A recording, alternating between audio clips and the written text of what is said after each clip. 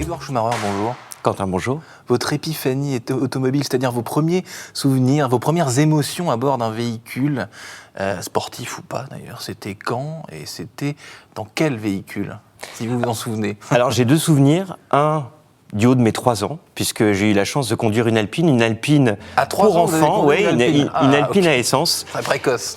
Fantastique, mais je crois que mon premier vrai souvenir d'une voiture, c'était ma première voiture. On se rappelle toujours de sa première voiture. C'est vrai. On l'oublie jamais. Et la mienne, c'était une Dacia. C'était une des premières Dacia au moment où Renault reprenait cette marque, au moment où Renault mettait en place tous les process qualité, et donc ma Dacia, elle n'était pas complètement bien assemblée. Et je me rappelle que ma Dacia, j'étais un jeune conducteur en plus à l'époque, et tout le monde la regardait, elle était un petit peu déglinguée, champagne, en plus une couleur un peu particulière, et comme j'étais un jeune conducteur, j'avais oublié de desserrer mon frein à main, et j'ai mis le feu à la voiture place de la Bastille. Mais très vite, j'ai pu éteindre le début de foyer.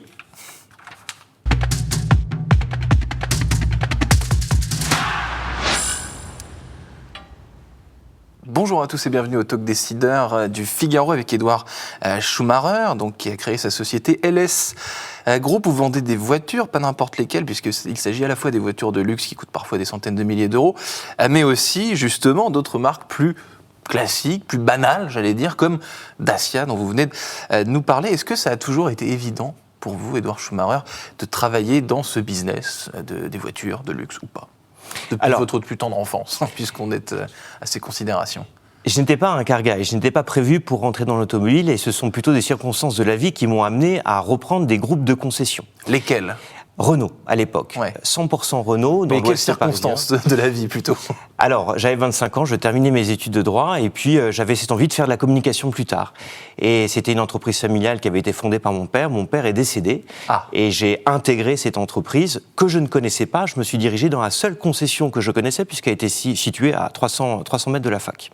Donc, je suis passé de la fac à la concession, dernière année droit, me restait mon stage en entreprise, et puis finalement, ça fait 18 ans que je suis en stage.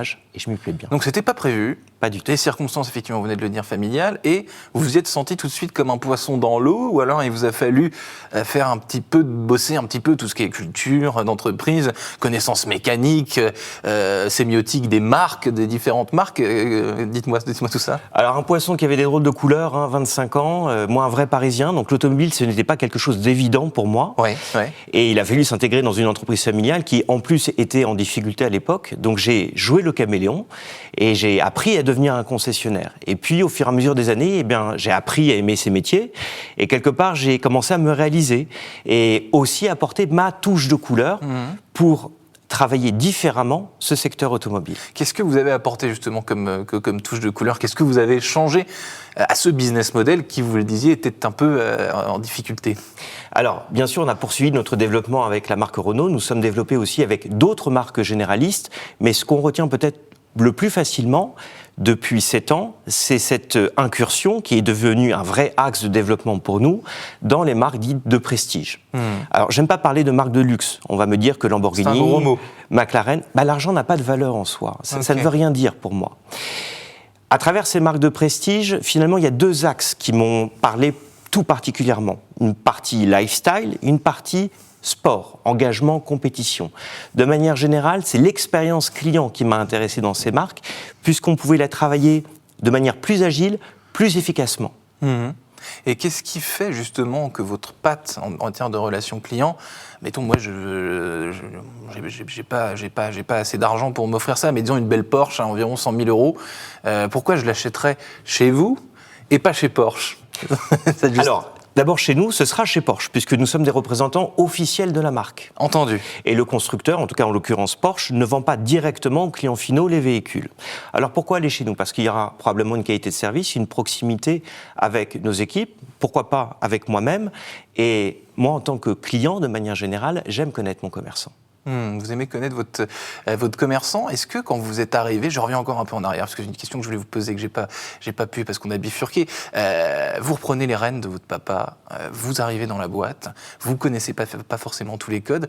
Est-ce que tous ces gens qui étaient là, vous respectent directement? Est-ce que vous êtes considéré comme le fils à papa qui est un peu, pas parachuté, mais disons qui arrive et qui ne connaît pas grand-chose? Là, on est 18 ans plus tard, j'imagine que c'est différent, mais est-ce que vous vous souvenez de vos premiers jours, justement Oui, je m'en rappelle particulièrement parce que souvent, en plus, les deuxième, troisième générations des entreprises familiales m'interrogent sur mon propre parcours, me demandant quelles ont été les clés du succès jusqu'ici. D'abord, j'ai une chance dans mon malheur, c'est que mon père s'était retiré de la direction opérationnelle quelques années auparavant. Donc la comparaison immédiate n'a pas pu se faire. Ah oui. Ensuite, l'entreprise était en difficulté. Donc quelque part, ça ne pouvait pas aller plus mal. Souvent, on me pose la question de la légitimité pour les générations successives dans les PME ou les ETI familiales. Ce n'est pas une question de légitimité, c'est une question de crédibilité. La crédibilité, c'est l'engagement, c'est le travail, c'est l'investissement. Et c'est la solidarité avec ces équipes. Et je pense que ces équipes ont vu que, pour moi, il était primordial, il était essentiel de sauver cette entreprise et que j'étais prêt à tout déployer, tous les moyens, y compris moi-même. Je pense que j'ai même vécu une période qui était difficile, physiquement, psychiquement, mais pour la sauver. Et ça, ils l'ont reconnu. C'est là où j'ai gagné ma crédibilité. C'est louable, en effet, de gagner sa crédibilité de cette manière. On reparlait des marques de prestige donc, que vous distribuez. Est-ce qu'ici, à Paris, en région parisienne, il y a il y a beaucoup de clients pour ces véhicules de prestige par rapport à, tout à l'heure on parlait de Porsche, ou on parlera aussi tout à l'heure d'une marque italienne. Est-ce qu'en France, et particulièrement à Paris, en Ile-de-France, il y a beaucoup de clients pour ces véhicules-là? Alors en France, ce que je ressens, c'est qu'il y a une passion pour l'automobile de prestige qui est même peut-être plus forte que par le passé. Alors pourquoi? Maintenant, parce que je crois qu'il y a toujours finalement une envie d'excellence. Mais le problème, c'est quand on parle de voiture, c'est toujours un peu un pot pourri. On mélange l'automobile, la mobilité nécessaire pour aller travailler, pour déposer ses enfants à l'école, avec la passion. Ce sont des débats politiques, des débats qui n'ont strictement, finalement, rien à voir les uns avec les autres. Ce qui est certain, c'est que la voiture, dans les grandes métropoles régionales, dans le centre historique de Paris, n'a plus sa place aujourd'hui, ou plus de la même manière. Et d'ailleurs, nos clients sortent de l'hypercentre parisien. Mais bien sûr, en Ile-de-France, bien sûr, en France en général, il y a des clients pour ces automobiles de prestige. Et de manière générale, les Français aiment la voiture. Et aiment peut-être encore plus la voiture que par le passé. Parce qu'on dit, on a coutume de dire justement, alors, les Allemands, par exemple, ils mettent vraiment beaucoup d'argent dans la voiture. En gros, le caricatural, mais ils vont chez Lidl en Porsche, quoi, pour faire leurs courses. En France, nous, on a coutume de dire que notre argent, on ne le dépense pas forcément de la même manière. Vous me dites que quand même un peu, finalement. C'est vrai que nous, les Français, on a du mal à assumer des signes extérieurs de réussite. On est un peu jacobin. Mais en réalité, le marché français est très, très dynamique. On achète une belle voiture, mais on la laisse dans un garage, ou alors quand on la conduit, on met une casquette et une lunettes de soleil, surtout pas pour être reconnu. C'est vrai, mais aujourd'hui, ce que je constate, depuis que nous sommes engagés dans la compétition automobile, nous avons deux teams, une écurie Alpine et une écurie Porsche, qui sont en compétition. Eh bien, c'est que les Français sont de plus en plus engagés dans une démarche sportive avec leurs véhicules. Nous, quand nous vendons des véhicules de prestige, très peu de nos clients utilisent leur véhicule simplement pour aller faire leurs courses ou pour aller au restaurant. Ou on a d'abord de plus en plus de femmes, mais de plus en plus de clients qui, le week-end, veulent travailler leur sportivité et pourquoi pas devenir eux-mêmes pilotes un jour. Ah oui, ça c'est une nouvelle tendance. C'est une nouvelle tendance, ou en tout cas c'est une tendance qui s'est largement consolidée ces dernières années et qui, à mon sens, s'est accélérée depuis le Covid. Et la féminisation de tout ça, vous venez de le dire, ça c'est pareil, c'était un peu... c'est improbable. C'est sûr que l'automobile, ou en tout cas de prestige, on l'associait au mâle, chef d'entreprise, au cadre dirigeant, quarantaine bien mûre, voire cinquantaine. Et aujourd'hui, non, nous avons de plus en plus de femmes. Et c'est aussi pour cette raison que notre communication, nous l'avons réorientée vers des populations plus jeunes et des populations beaucoup plus féminines, pour réinscrire l'automobile chez ses futurs clients. Et comment vous sélectionnez, alors, donc, en fonction de tout ce que vous venez de me dire, la gamme de voitures, donc je l'ai dit, va de Dacia à McLaren, en gros. Comment vous sélectionnez justement ces modèles que vous allez vendre ? Alors d'abord, ce sont des partenariats avec les constructeurs. Donc le premier échange va se faire avec le constructeur qui va attribuer au concessionnaire qui l'aura choisi une zone de chalandise sur laquelle il va représenter la marque. Dacia, c'est la 3e ou la 2e marque vendue à particuliers en France. Et en Europe, on voit que l'ascension est fulgurante. Donc bien évidemment, en tant que commerçant, parce que je vends des produits et des services liés à la mobilité, eh bien Dacia est une marque qui m'intéresse. McLaren, c'est une marque de niche, mais c'est une marque qui est juste fabuleuse. Elle est issue de la F1, et forcément, la passion parle, et forcément, si on veut s'adresser à une clientèle sportive, il faut représenter une marque comme McLaren, ou comme Dallara, ou une marque comme Alpine. Dallara, qui est une marque italienne que vous représentez depuis très peu de temps. Depuis très peu de temps, que nous représentons principalement en région parisienne, puisque nous sommes 2 représentants en France. C'est peut-être la seule marque sur laquelle les zones de chalandise sont beaucoup plus libres, parce qu'on travaille, et c'est là où cette marque est, je trouve, très intelligente, très smart, on travaille des communautés de clients plutôt que des secteurs géographiques. D'accord. Dallara, c'est une marque qui est fabuleuse, qui est peu connue du grand public, parce qu'elle sous-tend toutes les hypercars chez tous les plus grands constructeurs automobiles. Là encore, une recherche de crédibilité sportive.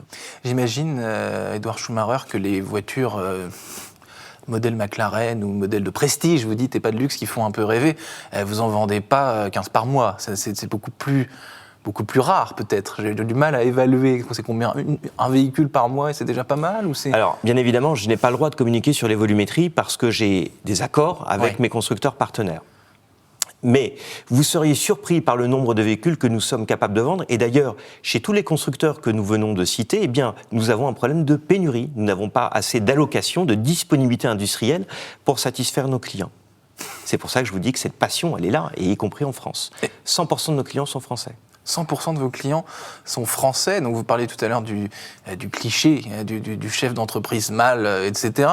Vos clients, pour le luxe, pour le prestige, pardon, c'est des chefs d'entreprise, c'est des joueurs de football, quelle est la sociologie du client? J'imagine là encore que vous n'allez pas pouvoir me donner de nom, mais en gros. Des indications, effectivement des chefs d'entreprise et aux cadres dirigeants, femmes ou hommes, qui veulent vivre leur voiture au quotidien, c'est cette démarche lifestyle, qui veulent s'engager dans la compétition sportive, et là on est prêt pour les accompagner.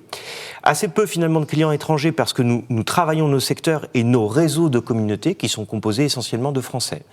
Et sur la question de savoir, est-ce qu'on a beaucoup de personnes du showbiz, dans la démonstration, non, finalement assez peu.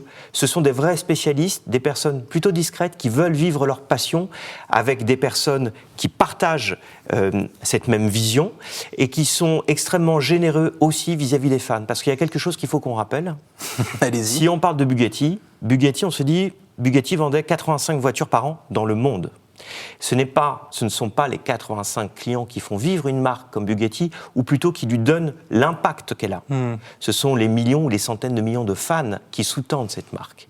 Et ça, c'est une vocation que nous avons dans cette entreprise, dans LS Group, que nous partageons avec nos clients, c'est de partager cette passion avec le plus grand nombre. On a tous rêvé d'avoir une Lambo, on a tous eu un poster dans notre génération, dans notre chambre, d'une Lamborghini Diablo.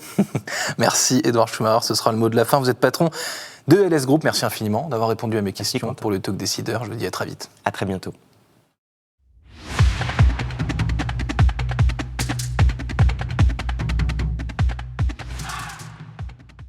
Quelle est ma voiture à moi ?